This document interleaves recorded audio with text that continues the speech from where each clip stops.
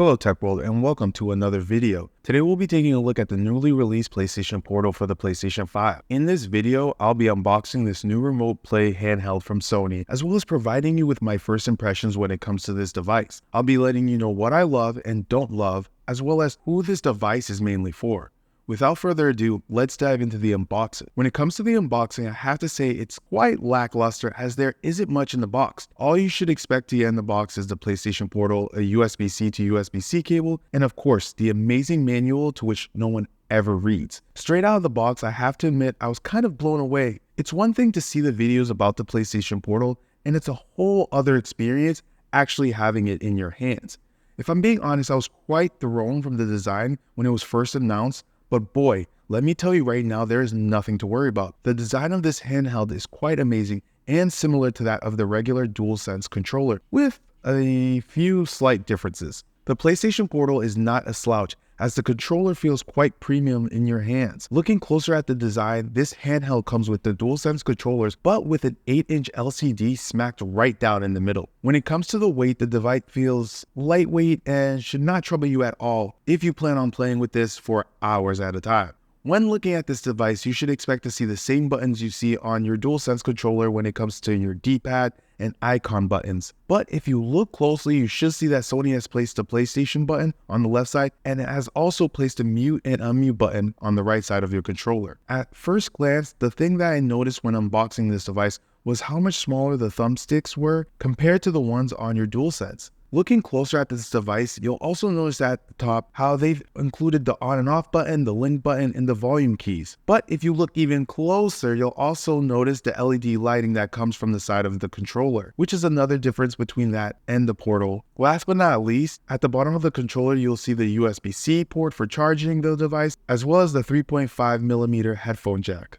Moving on from the design, let's go ahead and talk about the steps needed to set your PlayStation Portal so that you can get gaming right away. Trust me when I say it's not tricky at all. All you'll need to do is boot up your Portal, choose a Wi-Fi, install the software update, and connect your PlayStation account to your device either manually or by QR code. Now, I do have to admit I did have trouble connecting to my PS5 the first time around due to the fact that I had Spider-Man 2 installing in the background. Which brings me to my first con, which is the fact that this handheld remote player is quite unusable when you're either updating or installing a game. You will have issues connecting to your PlayStation 5, or if you're able to actually get in, your game will look awful. But we'll get more into the pros and cons later in the video. Looking at the screen itself, you get a beautiful 8-inch LCD screen with full HD with resolutions up to 1080p. I honestly thought this screen wouldn't look nice because it wasn't OLED, but I was wrong. The screen looks fantastic as it provides the user with vibrant colors, great viewing angles, and the screen can get pretty bright, so you shouldn't have any issue playing during the day.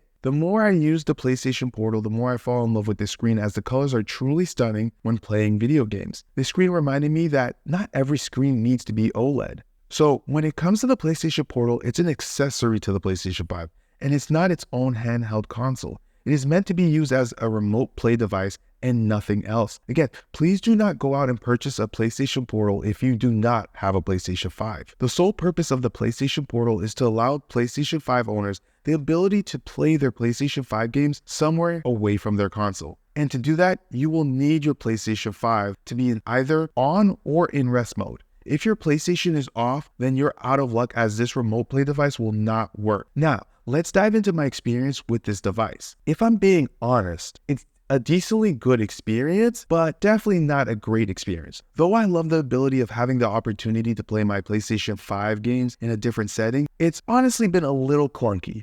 As someone who has fast internet speed, it surprised me how much lag there'll be here and there. I understand this is a streaming device, but I thought it would be a little better. Now, I do want to say out of all the different ways to use your remote play, whether it's through your phone, tablet, or anything else, this is by far the best as it comes with a screen and controllers. And not only that, but you get the same features that you get from your DualSense controller, such as adaptive triggers and haptic feedback. This gaming experience, in my opinion, is better than all the others by far. When it comes to playing games on this device, you can only play the games that are installed already on your PlayStation 5. You aren't able to cloud stream on this device or use any of your media apps, which is a shame. But hopefully in the future there will be an update which allows you to do that. When it comes to playing, the Portal is only capable of 1080p resolution with a 60Hz refresh rate, so you don't get that 4K 120 capabilities that you get straight off of your PlayStation 5. You also don't get a normal touchpad that you usually get on your DualSense controller. Instead, you get one that is integrated on the screen itself, which has been working pretty well for me. Now, when it comes to this device, the most important thing you'll need to consider is your internet speed,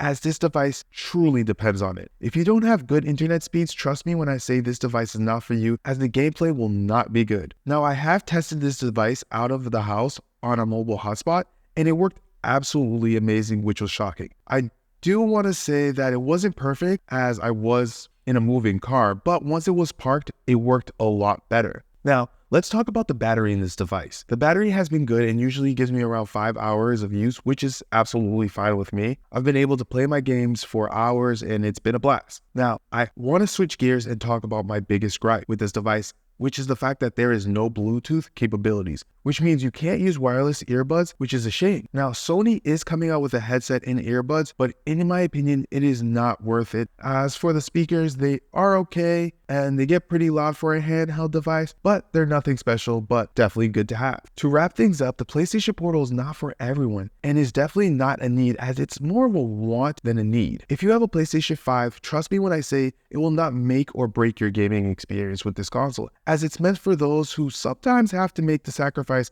of giving up their TV at home, or someone who just wants to play on the road away from their setup. I honestly like this device, and though it's not perfect, it's worked well enough for me. As always, Tech World, it's been a pleasure, and I'll catch you guys on the next video.